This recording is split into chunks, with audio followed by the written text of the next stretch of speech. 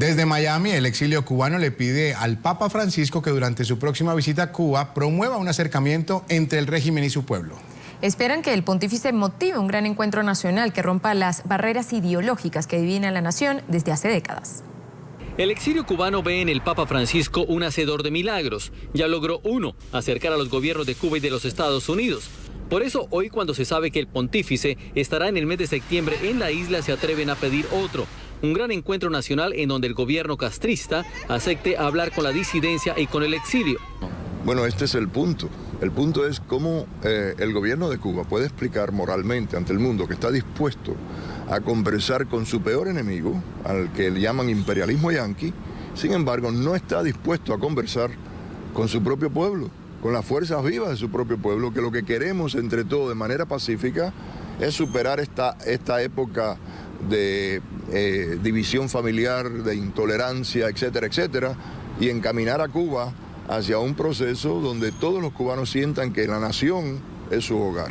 Uno de los grandes temas que dice el exilio debe estar sobre la mesa es la división de la familia cubana.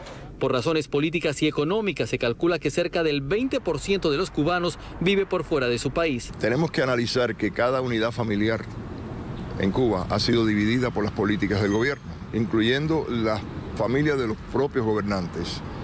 El 20% de la población cubana vive en el exterior. No hay un país en el mundo donde no hayan cubanos que salieron después de que este gobierno tomó el poder. Antes, menos de una fracción de un 1% vivía fuera de Cuba. Y esto es producto de las malas políticas del gobierno y es necesario que ese dolor que dura ya 56 años y por cierto con el cual el gobierno de Cuba ha montado toda una industria para alimentar a su gobierno, es necesario que esto cambie. Las expectativas sobre lo que puede hacer el Papa Francisco en su visita a Cuba varían. Ya estuvo Juan Pablo II y luego Benedicto XVI. En primer lugar, la visita en sí no representa nada nuevo, ¿no? Es el tercer Papa que visita a Cuba. Así que en realidad es más de lo mismo en este sentido. Esos que dicen que no ha habido cambios en Cuba, pues estamos viendo la realidad.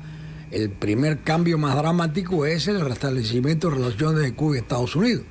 Y eso lo predijo el Papa Juan Pablo II, cuya obra a través de la Iglesia es de reconocimiento mundial.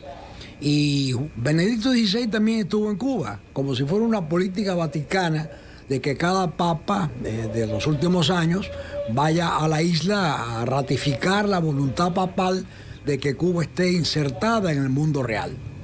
El encuentro entre el Papa Francisco y el presidente Obama en la Casa Blanca está programado para el próximo 23 de septiembre. Desde Miami, Florida, Orlando Guerrero, NTN 24.